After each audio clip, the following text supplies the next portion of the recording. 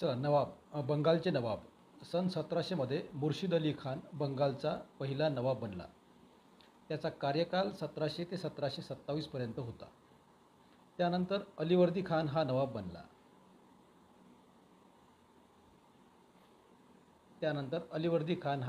बनला. सरफराज खान याला मारून अलीवर्दी खान याच्या काळात बंगाल भरभराटीला आले. अलीवर्दी खान याला मराठ्याचे, विशेष करून नागपूरचे रघुजी भोसले यांचे मोठे आव्हान होते. मराठे बंगालवर सतत आक्रमण करून लूट करत होते. मराठ्यांनी अलीवर्दी खानला ब्रिटिशांपासून सावध राहण्याचा सल्ला दिला. मराठा आक्रमणाचा फायदा ब्रिटिशांनी घेतला. त्यांनी फोर्ट विल्यम भोवती खंदक खोदून किल्ला मजबूत केला. ही गोष्ट अलीवर्दी खानला आवडली नाही. त्यांनी ब्रिटिशांना बाहेर काढण्याचे ठरविले, पण 1756 त्याचा मृत्यू झाला.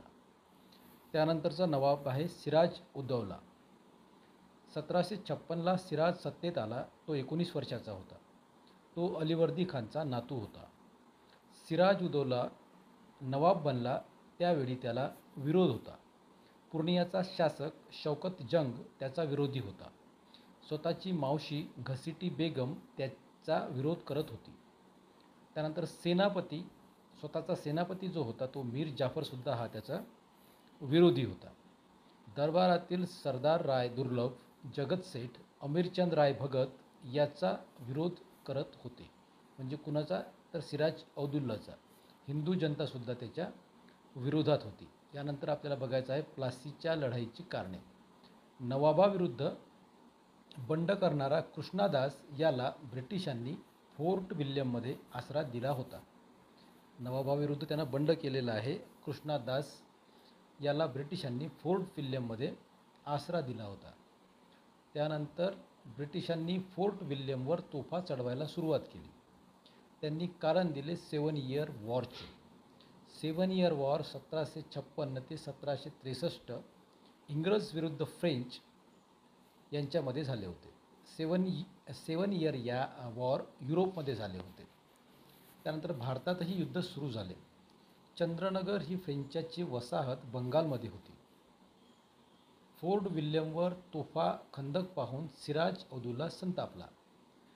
त्याने म्हणजे सिराजने माणिकचंदला फोर्ट विल्यमवर पाठवले व किल्ला ताब्यात घेतला.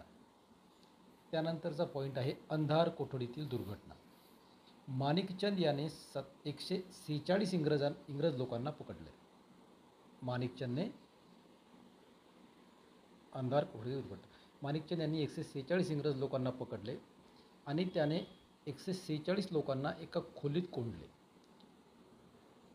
आणि त्या 146 पैकी 126 इंग्रज गुदमरून मेले. त्यामध्ये ही बातमी राणीला कळाली. ब्रिटनमध्ये संतापाची लाट उसळली. तेव्हा ईस्ट इंडिया कंपनीने अधिकारी रॉबर्ट क्लाईव्ह याला बंगालमध्ये बोलवण्यात आलं. लढाईची तयारी सुरू झाली. रॉबर्ट क्लाईव्हने माणिकचंद याला प्रचंड संपत्ती दिली. लगेच फोर्ट विल्यमचा ताबा माणिकचंदने रॉबर्ट क्लाईव्ह यांना देऊन टाकला. त्यानंतर मीर जाफर, जगत सेठ, राय दुर्लभ हे जे सिराजचे आधीचे दुश्मन होते त्यांना सोबत घेतले आणि सिराजला युद्धाचे आव्हान दिले. ओके, इथंही राजकारण आहे. प्लासीची लढाई 23 जून 1757. सिराज 50,000 सैन्य घेऊन मुर्शिदाबादवरून निघाला. प्लासीच्या मैदानावर 2 सैन्य आमनेसामने आले. प्लासी बंगालमधील ठिकाण आहे. मुर्शिदाबाद आणि कलकत्ता यांच्या मधलं ते ठिकाण आहे. मीर मदान हा मारला गेला आणि नवीन सेनापती मीर जाफर यांनी युद्ध थांबवले. सर्व सैन्य मुर्शिदाबाद येथे गेले. सिराजला ठार केले. प्लासीची लढाईचा जो एक विषय आहे हा कुठल्याही पुस्तकातून तुम्ही वाचल्यानंतर जेव्हा हे तुम्ही पॉईंट वाचाल तेव्हा तुमच्या ते 100% क्लिअर असं लक्षात येईल. यानंतर प्लासीच्या लढाईचे परिणाम. ब्रिटिशांच्या पाठिंब्यावर मीर जाफर बंगालचा नवाब बनला. ब्रिटिशांना प्रचंड संपत्ती मिळाली. शिवाय 24 परगण्याची जमीनदारी देखील मिळाली. आता ब्रिटिश बंगालमध्ये मोफत व्यापार करू शकत होते. त्याचे प्रतिस्पर्धी फ्रेंच यांना बंगाल सोडावा लागला. 100 सोन्याचे जहाज हे ब्रिटनला त्या काळी गेलेले आहेत. लढाईला लष्करी महत्त्व नसून राजकीय महत्त्व होते. इंग्रज अप्रत्यक्षरित्या बंगालचे शासक बनले आणि भारत पारतंत्र्यात जायला सुरुवात झाली. भारतात इंग्रजी सत्तेचा पाया रोवला गेला. कुठल्या लढाईने? तर प्लासीच्या लढाई. बक्सारची लढाई 22 ऑक्टोबर 1764. प्लासी विजयानंतर इंग्रजांनी मीर जाफरला नवाब बनविले. इंग्रजांच्या मागण्या मीर जाफरच्या आवाक्याबाहेर जाऊ लागल्या. इंग्रजांनी मीर जाफरला नवाब पदावरून दूर केले. 1760 साली इंग्रजांनी मीर कासिमला नवाब केले. मीर कासिम हा मीर जाफरचा जावई होता. त्याने राजधानी मुर्शिदाबादवरून मुंगेरला नेली. मीर कासिमने अंतर्गत व्यापारावरील जकात रद्द केली, म्हणून पुन्हा इंग्रजांनी मीर जाफरला नवाब केले. नवाब पद गेल्यानंतर मीर कासिम याने अवधचा नवाब शिजादौला, मुघल बादशाह शाह आलम या तिघांनी इंग्रजाविरुद्ध युद्ध केले.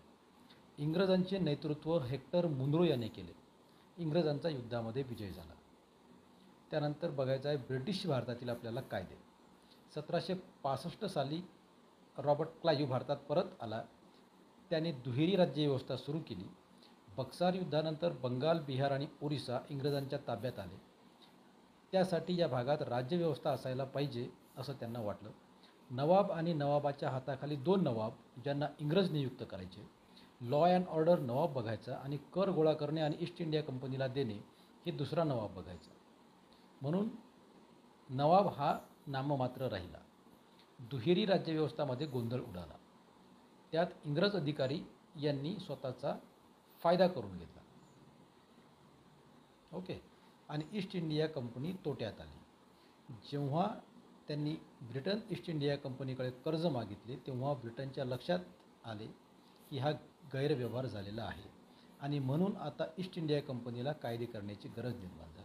त्यातील पहिला कायदा जो आहे तो रेग्युलेटिंग ॲक्ट 1773चा. 1774 ते 1784पर्यंत हा कायदा कार्यान्वित होता. लॉर्ड नॉर्थ त्यावेळी इंग्रजांचे प्रधान होते. बंगालचा गव्हर्नर हा बंगालचा गव्हर्नर जनरल बनला. कुठल्या कायद्यानुसार? तर रेग्युलेटिंग ॲक्टनुसार. आणि पहिला गव्हर्नर जनरल कोण होता? तर वॉरेन हेस्टिंग. ईस्ट इंडिया कंपनीवर अंकुश ठेवण्यासाठी हा कायदा करण्यात आला. गव्हर्नर जनरलच्या हाताखाली 4 सभासदांची नेमणूक करण्यात आली. कलकत्ता येथे सर्वोच्च न्यायालयाची स्थापना करण्यात आली. कधी? 1774ला. कुठल्या कायद्यानुसार? तर रेग्युलेटिंग ॲक्टनुसार. त्यामध्ये एक मुख्य न्यायाधीश व अन्य 3 न्यायाधीश. कलकत्ता फोर्ट विल्यममध्ये. प्रथम न्यायाधीश कोण होतं त्याचं? तर एलियासा एनसी हे त्याच्या प्रथम न्यायाधीश होते. तर मुंबई, मद्रास, कलकत्ता या तिघांचे एकत्रीकरण करून कलकत्ता हे मुख्य ठिकाण करण्यात आले. ब्रिटिश सरकारने ईस्ट इंडिया कंपनीला भारतात 20 वर्षे व्यापार करण्याची परवानगी दिली. गव्हर्नर जनरल व कौन्सिल याबाबतचे खटले कलकत्ता न्यायालयात सादर होत नसून इंग्लंडमधील किनास बेंचसमोर सादर होत असत. त्यानंतरचा ॲक्ट आहे अमेंडिंग ॲक्ट 1781. हा ॲक्ट कशासाठी आला होता? तर रेग्युलेटिंग ॲक्टमधील त्रुटी दूर करण्यासाठी हा कायदा करण्यात आला होता. त्यानंतरचा महत्त्वाचा कायदा आहे पिट्स इंडिया ॲक्ट 1784. 6 कमिशनचे बोर्ड ऑफ कंट्रोल स्थापन केले यामध्ये. त्यानंतर भारतीय कारभारावर देखरेख आणि अंकुश ठेवण्याचे काम या बोर्डाला देण्यात आले. पिट्स हे इंग्लंडचे प्रधान होते. 6 कमिशनचे बोर्ड ऑफ कंट्रोल आणि भारतीय कारभारावर देखरेख आणि पिट्स हे इंग्लंडचे पंतप्रधान होते. बस. Charter act 1793. ईस्ट इंडिया कंपनीला 20 वर्षाची मुदतवाढ इथे देण्यात आली. बोर्ड ऑफ कंट्रोलची सदस्य संख्या 5 करण्यात आली. त्यांचे वेतन भारतीय तिजोरीतून देण्यात यावे असं या कायद्यामध्ये तरतूद करण्यात आली. गव्हर्नर जनरल यांना त्यांच्या कौन्सिलच्या विरुद्ध निर्णयाचा अधिकार या कायद्यानुसार देण्यात आला. त्यानंतर चार्टर ॲक्ट 1813. ईस्ट इंडिया कंपनीला दिलेली 20 वर्षाची मुदत या ठिकाणी संपली.